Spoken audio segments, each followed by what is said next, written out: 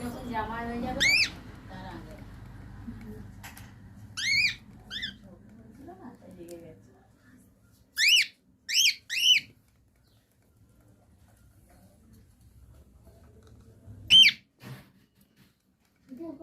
কচ কচ করে